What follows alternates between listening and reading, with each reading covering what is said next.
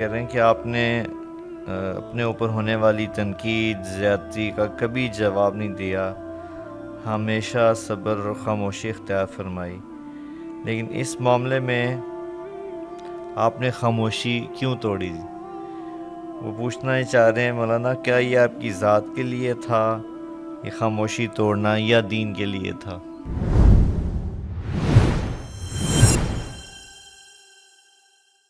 دیکھو بیٹا، میری ذات پر جب زد پڑتی رہی وہ 1980 سے ہی شروع ہو گئی تھی۔ یا مجھے اللہ نے شہرت دی، کوئی نہ کسی کو مشہور کر سکتا ہے، بے شک، نہ کوئی کسی کو گمنام کر سکتا ہے، بے شک، کوئی کسی کو نہ عزت دے سکتا ہے، نہ کوئی کسی کو ذلیل کر سکتا ہے۔ اللہ تعالیٰ نے میرے ساتھ جو کیا میں نے تو خود کبھی نہیں سوچا تھا۔ یہ اس کی مہربانی، کرم ہے، اس کا احسان ہے۔ تو شہرت کے ساتھ حسد یہ ایک لازمی لازمی چیز ہے۔ چیز، بے شک۔ تو جب 1980 میں میں نے سال شروع کیا تو میرے بیانوں کی نوعیت مختلف تھی کہ بر صغیر میں علماء قرآن کو نہیں پڑھتے، بیانوں میں کوئی ایک آدھ آیت دو آیتیں، حدیث تو بالکل ہی نہیں پڑھتے، اس کا مفہوم بیان کر دیتے ہیں، جی جو ظاہری طور پہ ایک شکل بنی، باقی تو اللہ ہی کرنے والا ہے۔ میں ہر بات کو قرآن سے جوڑتا تھا، جی، اور یہ محض میرے اللہ کا کرم، میں نے اس کے لیے کوئی کوشش نہیں کی، محض اللہ کی طرف سے ہو۔ حدیث کو میں نے مشکات سے اپنے ذوق سے یاد کرنا شروع کیا ماشاءاللہ، کہ اپنا ذوق بھی تھا، اور لیکن رہبری اور رہنمائی جو مجھے ملی وہ مولانا اسلم صاحب رحمۃ اللہ علیہ ہمارے اکابر میں سے تھے، جی، نشتر کالج کے خطیب تھے۔ تو 1983 میں ان کا انتقال ہوا۔ تو میرا چلہ تھا 1979 میں، تو میں نے چلے کی بجائے پوری چھٹیاں لگائیں، عید سے ایک دن پہلے گھر آیا کہ اگلے سال میں مشکات پڑھنے لگا۔ ہماری ملتان تشکیل ہوئی، تو راونڈ کے طالب علم کی حیثیت سے مجھے جانتے تھے بڑی اچھی طرح، چونکہ میں خدمت میں ہوتا تھا۔ تو مجھ سے کہنے لگے، ہم جا کے ملے تو کہنے لگے کیا کر رہے ہو؟ میں نے کہا جی اگلے سال مشکات ہے۔ فرمایا کتاب الرقاق سے ایک حدیث روزانہ یاد کر لیا کرنا۔ یہ مجھے کیوں مل گیا، ذوق تھا جی، لیکن یہاں تک کوئی رہنمائی نہیں تھی۔ اب میں نے یاد کرنی شروع کر دی، 2 سال لگا رہا، تو میرے پاس ایک احادیث کا بہت بڑا ذخیرہ سینے میں جمع ہو گیا۔ ماشاءاللہ، اب تو وہ بھول گئی ہیں، چونکہ وہ جب تک اس کو بار بار دہرایا نہ جائے جی، تو پھر وہ ہاتھ سے نکل جاتی ہیں۔ جی، تو زندگی میری اللہ نے تبلیغ میں لکھ دی تھی کہ سفر سفر سفر۔ تو بہرحال میں نے احادیث کو جب بیان میں کہنا شروع کیا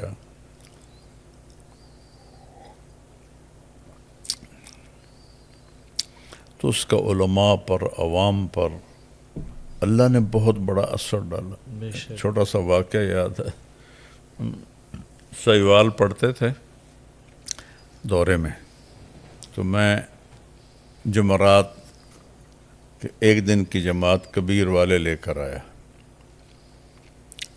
تو مفتی عبدالقادر صاحب رحمۃ اللہ علیہ اس وقت وہاں نماز پڑھاتے تھے اور دارالافتاء میں بیٹھتے تھے۔ تو انہوں نے مغرب کے بعد کھڑے ہو کے خود اعلان کیا، اور پہلا جو لفظ بولا وہ مجھے یاد ہے، باقی نہیں۔ اب دیکھو اس بات کو 40-45 سال ہو گئے کہ دیکھو بھائی الجنس الی الجنس جمیل، بھینسیں بھینسوں کی بہنیں ہوتی ہیں، یہ اس کا اردو محاورہ ہے۔ آپ بھی طالب علم ہیں اور یہ بھی طلبہ ہیں، آپ کے پاس آئے ہیں، سب بیٹھ کے ان کی بات سنیں۔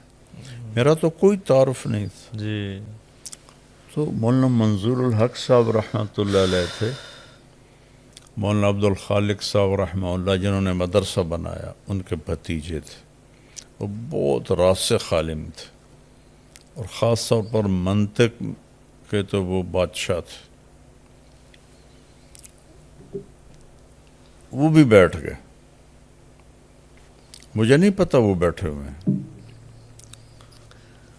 ایک ہمارا جماعت کا ساتھی طالب علم ان کے ساتھ بیٹھا تھا، تو جب بیان ختم ہوا تو کہنے لگا اٹھیو بھائی میرے اتنے بھی اثر ہو گیا کہ دائی نانا لکھا دے وہاں۔ ان کی ہماری زبان تھی ان کی، اٹھیو بھائی میرے اتنے بھی اثر ہو گیا کہ دائی میں نانا لکھا دے۔ تو یہ ایک وہبی چیز تھی۔ تو 1980 سے میرے اوپر الزام لگنے شروع ہوئے، تاحال جو میری ذات پر تھے اس پر تو میں نے ایسی خاموشی اختیار کی۔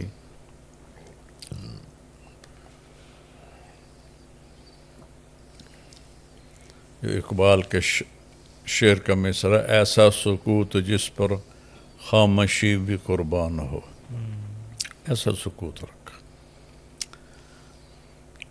جب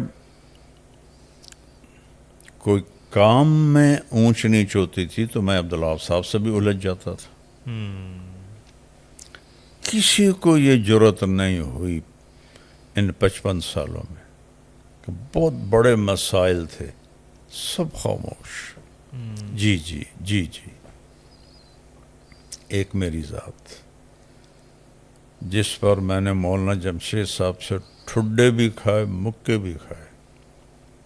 اس وقت میری شہرت ہو چکی تھی پورے تبلیغی دنیا میں، تو دونوں اکٹھے تھے۔ میں نے عرض کیا کہ یہ بات غلط چل رہی۔ جب کام پر کسی قسم کی کوئی شکل آتی تھی میں بولتا تھا، میرے اوپر کوئی الزام لگے میں خاموش رہا۔ ایک زندگی بھری پڑی اس میں خاموشی۔ تبلیغ کے کام میں کوئی غلط ہوا ہے تو میں اٹھ کے بولا، سب خاموش، کسی ایک کو بولنے کی ضرورت نہیں ہوتی تھی۔ اور میں نے 2 مسائل پر ایک رات 5 گھنٹے حاج صاحب سے بحث کی، 5 گھنٹے۔ مجھے پتا ہے یہ میرا محسن بیٹھا ہے، لہذا میرے لہجے میں ادب بھی تھا، عاجزی بھی تھی۔ وہ جیسے بھی ابھرتے تھے ان کو حق حاصل تھا۔ 2 مسائل میں 5 گھنٹے ایک رات، پھر ایک رات چھوڑ کر 5 گھنٹے دوسری رات مدینہ منورہ میں۔ بہت ہاٹ ایشو تھے، میں اس کو میڈیا پہ نہیں لانا چاہتا۔ ہندوستان والے موجود، بنگلہ دیش والے موجود، پاکستان والے موجود، آپس میں چہ گوئیاں کر رہے ہیں، آگے جانے کی ضرورت کوئی نہیں کر۔ تو اللہ تعالیٰ نے مجھے یہ جرأت دی تھی کہ اگر کام پر کوئی حرف آتا تھا میں بولتا تھا، پھر میں جیسے آپ فرمائے نہیں کہتا تھا۔ جب مولانا جمشید صاحب نے مجھے مارا نا، وہ ایک دعوت چل گئی تھی، ہم خلیفہ ہیں خلیفہ ہیں، تو اس پر میں نے حاج صاحب سے کہا کہ یہ تو بدعت ہے، یہ تو کسی نے یہ دعوت نہیں چلائی، اوپر سے مولانا جمشید صاحب رحمہ اللہ کی۔ تو انہوں نے، حاج صاحب نے فرمایا اپنے استاد سے بات کر لیں۔ تو مولانا جمشید صاحب تو فنا فی الشیخ عبدالوہاب رحمہ اللہ تھے، تو ہاں کہنے لگے کیا کہتے ہو؟ میں نے کہا یہ جو خلیفہ کی دعوت چلی ہے یہ غلط۔ تو مولانا اس کے دلائل دینے لگے، اب وہ چیز ہی بے بنیاد تھی تو دلائل بھی رقیق تھے، وہ میں رد کر دیتا تھا۔ ادب کے ساتھ، جی بہت احترام کے ساتھ، کوئی مناظرے کی شکل نہیں. جی دو میرے محسن بھی ہیں اور روحانی باپ بھی ہیں. جی تو جب آخر میں مولانا جمشید صاحب رحمۃ اللہ علیہ ہر بات کا میں نے جواب دیا اور میری دلیل وزنی تھی، ان کو غصہ چڑھ گیا. کہنے لگے حاج صاحب اس کو اس کے حال پہ چھوڑ دیں، یہ اسے اپنے علم کا تکبر ہے. اٹھ کے جانے لگے تو میں نے پاؤں پکڑ لی. میں نے کہا آپ میرے بغیر سب کچھ ہیں، میں آپ کے بغیر کچھ بھی نہیں. اللہ کہ ہمیں نہیں چاہیے ایسی خوشامد. اور پاؤں چھڑانے لگے. اب میری جوانی تھی، ان کا بڑھاپا تھا. انہوں نے اوپر سے مجھے مارنا شروع کیا مکوں سے. اللہ اور انہوں نے مجھے مارے مکے تو میرے ہاتھ کمزور ہو گئے، تو نیچے سے یوں ٹھڈا مارا مجھے ایسے کر کے 2 دفعہ. یوں لگا مجھے تو میں نے چھوڑ دیا، چلے گئے. تو میں نے عبداللہ صاحب رحمۃ اللہ سے کہا دیکھیں آپ کو لوگ کہتے ہیں جیسے آپ فرمائیں، اگر آپ نے مجھے پڑھایا نہ ہوتا تو میں بھی کہتا جیسے آپ فرمائیں. جب آپ نے میں قرآن و حدیث پڑھایا ہے، میں کبھی نہیں کہوں گا جیسے آپ فرمائیں.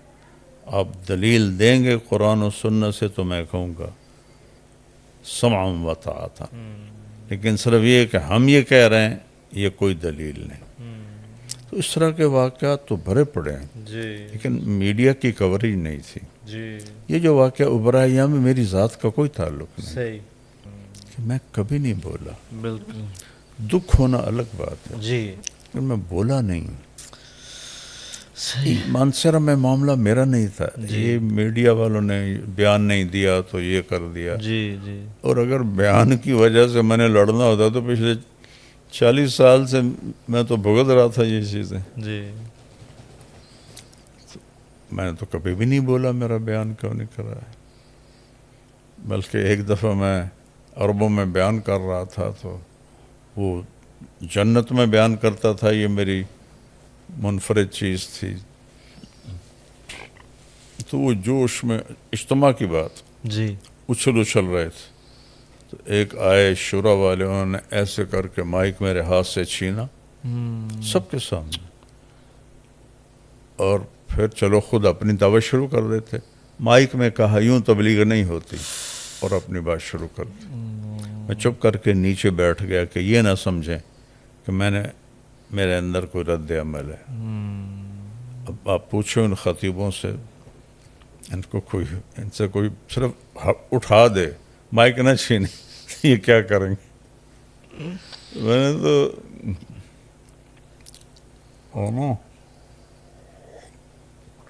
جو تار سے نکلی ہے وہ دھن سب نے سنی ہے، جو ساز پہ گزری ہے وہ کس دل کو پتہ ہے. تو یہاں بھی معاملہ آیا کہ میں نے کبھی بیان کا مطالبہ رکھا ہی نہیں. جی کبھی بھی نہیں رکھا میرا بیان کراؤ. اتنے سالوں سے ہو رہا ہے، خاموش رہا ہوں. یہاں میں نے کہا میرا ظہر کا بیان کروا دو. مجمع بہت زیادہ آیا نوجوانوں کا میرے نام پر. تو سارے خاموش بیٹھے رہے تو مجھے تھوڑی دکھ ہوا، چونکہ مولوی خورشید کا تو میں نگران تھا جب یہ رائمنڈ پڑھتا تھا، چھوٹا تھا، اور مولانا جمشید صاحب رحمہ اللہ نے مجھے اس کا نگران بنایا تھا. مولوی اعلیٰ کے میرے سامنے بیٹھ کے ہدایات سنتا تھا، بیان سنتا تھا. تو چھوٹے بڑے کا احترام اس کو بھی الگ کر دو. تو میں نے چڑھ کے کہا ٹھیک ہے پھر میں کل کروں گا بیان. ایسا نہیں کہ میں نے کوئی اس کو کرنا تھا، دکھ سے میں نے کہا. جی اس کے نتیجے میں جو ہوا اس پر میں بولا کہ جس راستے سے میں نے جانا تھا وہاں 27 گاڑیاں کھڑی کر دیں. 3 راستے اور تھے اجتماع گاہ کو، ان میں کھڈے کھود دیے. ایک چشمہ گزرتا تھا تینوں راستوں سے، اس پر انہوں نے لکڑی کے پل بنائے تھے، وہ پل توڑ دیے. اور اللہ یہ بھی سننے میں ملا، چونکہ یہ تو ہمارے ساتھیوں نے خود آنکھوں سے دیکھا، جی اور وہ جو ہوتی ہے نا نوکدار بجری، وہ بھی لا کے رکھ دی کہ اگر آنے کا پتہ چلا تو بچھا دیں گے، ٹائر پنچر ہو جائیں گے۔ واللہ عالم، اس کی مجھے تصدیق نہیں، جی لیکن یہ 3 چیزوں کی مجھے تصدیق ہے۔ 27 گاڑیاں ایسے لگائیں کہ انسان بھی نہ گزر سکے، دونوں راستوں میں کھڈے، پل توڑ دیے، ممبر کو چاروں طرف سے کور کر دیا، پیرے کھڑے کر دیے، اور مانسرا مرکز کے طلبہ کو ممبر کے سامنے بٹھایا کہ اگر ہو سکتا میں ادھر سے آؤں تو وہیں سے مجھے پکڑ کے پیچھے کر۔ میں کوئی اتنا بے وقوف کہ میں یہ کروں گا، میری پچھلی زندگی نہیں دیکھتے وہ کہ میں نے کیا کیا۔ مجھے تو ممبر سے اٹھا دیا جاتا تھا بیان کرتے ہوئے کو۔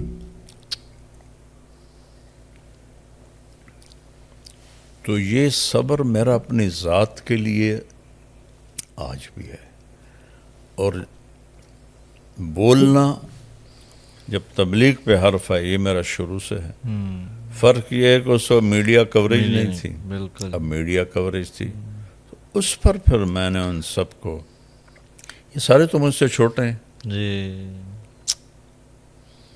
جب میرے اکابر تھے، میں تو چھوٹوں کے آگے بھی جھکتا ہوں، لیکن جب وہ تجاوز کر گئے یہ تو مطلب غنڈہ گردی کی شکل بن گئی نا، جی اس کی وجہ سے میں بولوں اپنے لیے میرا صبر آج بھی ہے۔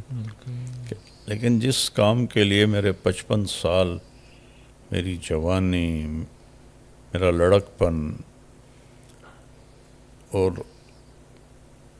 جو اس راستے میں نے دیکھا، برداشت کیا، تو اس پر حرف آئے گا تو مجھے دکھ ہوا۔ جی اپنے دکھ تو میں چپ کر کے آہ نہ کر لبوں کو سی، عشق ہے دل لگی نہیں، سینے پہ تیر کھائے جا، آگے قدم بڑھائے جا، یعنی زبان حال سے کہہ دے کہ ہاں ستائے جا۔ یہ میری ترتیب رہی ہے۔ جی لیکن جب بھی تبلیغ پہ حرف آیا تو میں بولا ہوں، بھرے مجمع میں بھی بولا ہوں، اکیلے جا کے بھی بولا ہوں۔ تو یہاں بھی مسئلہ تبلیغ کا تھا کہ کہاں دشمن کو بھی قریب کرنا، کہاں جس نے زندگی پوری لگا دی اس کو روکنے کے لیے یہ غنڈہ گردی کرنا۔ تو چونکہ یہ مولوی خورشید، مولوی ذالک موجود تھے، شورا والے موجود تھے، ان کی موجودگی میں یہ ہوا، تو پھر میں نے ان کو پہلی دفعہ یہ میسج کیے۔ تو باقی تبلیغ سے تو میرا رشتہ وہی ہے جو جسم اور روح کا ہے۔ تو لہذا میں صبر نہیں اللہ کے فضل سے میرا ٹوٹا، ان کا جو تھا نا تجاوز، وہ حد سے بڑھ گیا تھا، اس پر میں بول رہا ہوں کہ یہاں تک تو تبلیغ نہ پہنچاؤ کہ تم کھڈے کھود رہے ہو۔ اس سارے معاملے میں جو منفی تبصرے ہوئے سوشل میڈیا پر، تو میں سنتا تو ہوں نہیں، چونکہ میں سنوں تو میرے سر میں درد ہو جاتا ہے، 5 منٹ سے زیادہ کوئی کلپ میں دیکھ لوں مجھے درد ہو جاتا ہے، جی اس لیے وہ تو میں نے کسی کے بھی نہیں سنے، لیکن جو اس کے عنوان تھے وہ ضرور نظروں سے گزرے۔ جی یہ سارے وہ تھے بولنے والے جو آج تک مجھے کبھی نہ ملے ہیں، نہ مجھے ذاتی طور پر جانتے ہیں، جی نہ میری شخصیت کو جانتے ہیں۔ جی جی تو انہوں نے اتنا جھوٹ بولا، اتنا جھوٹ بولا، وہ ایک کہاوت ہے، اتنا جھوٹ بولو کہ سچ نظر آنے لگے، اللہ اور پھر اپنے اس میں غصے کا اظہار، اور تو میں ان سب کا شکر گزار ہوں کہ امام ابو حنیفہ رحمۃ اللہ علیہ کہ جب کوئی غیبت کرتا تھا نا جی تو اس کو مٹھائی کا تھال بھیجتے تھے کہ آپ کی مہربانی، آپ نے اپنی نیکیاں مجھے بھیج دیں تو بندہ آئندہ بھی یہ خدمت کرتا رہے گا۔ یہ تو میں نے اپنی طرف سے کہا ہے، ان کا اتنا ہی ہوتا تھا کہ آپ کی بہت مہربانی، آپ نے میری غیبت کر کے مجھے اپنی نیکیاں بھیجی تو میں آپ کو یہ مٹھائی بھیج رہا ہوں۔ مجھے تو پتہ نہیں یہ کہاں سے ہیں، کہاں کے ہیں، کون ہیں، کیا ہیں۔ اگر میرے علم میں ہوتے، ان کی جگہ کا پتہ ہوتا تو میں بھی ان کو مٹھائیاں بھیجتا۔ مٹھائیاں تو اب میں کیا بھیج سکتا تھا، لیکن اپنی حیثیت کے مطابق کم از کم 1-1 لاکھ میں سب کو ہدیہ کرتا کہ آپ کی بڑی مہربانی، اللہ نے مجھے دی ہے وسعت، میں سب کو کرتا کہ آپ نے میرے اوپر احسان کیا، میرے اوپر بہتان باندھے، غیبت کی۔ مجھے کسی نے بتایا، ایک نے تو کہا کہ تم مکے میں جا کے توبہ کرو تب تمہاری توبہ قبول ہوگی۔ اللہ اکبر، اللہ تو اس کو تو میں 2 لاکھ دیتا، لیکن وہ مجھے پتہ ہی نہیں کون ہے۔ تو میں ان سب کا شکر گزار ہوں کہ جنہوں نے جانے بغیر، دیکھے بغیر۔ ایک حدیث میں آتا ہے، ایک صحابی نے اللہ کے نبی کے سامنے کسی صحابی کے بارے میں کچھ کہا تو آپ نے فرمایا، تم نے اس کے ساتھ معاملہ کیا ہے؟ کہا جی نہیں۔ سفر کیا ہے؟ کہا جی نہیں۔ کہ پھر تم غلط کہہ رہے ہو۔ تو انہوں نے تو مجھے دیکھا تھا کہ میرے بارے میں کیا کیا فتوے، کیا کیا، تو میں سب کا شکر گزار۔ مجھے ان پر غصہ کوئی نہیں، کیونکہ میں تو پچھلی پوری زندگی میرا یہ حال ہے، جو میرے منہ پر میری بے عزتی کر دے مجھے اس پہ غصہ نہیں آتا، میں اللہ کا شکر ہے پی جاتا ہوں۔ تو ان سب کا میں شکر گزار ہوں، انہوں نے مجھے اپنی نیکیاں بھیجی، اور اگر بھیجتے رہیں گے تو بڑا اچھا ہوگا، مجھے نفع ملتا رہے گا، ان کا نقصان ہوتا رہے گا۔ ہاں البتہ قیامت کے دن میں پوچھوں گا کہ لاؤ دلیل جو تم نے کہا ہے، ان کو اللہ کے سامنے میں کھڑا کروں گا۔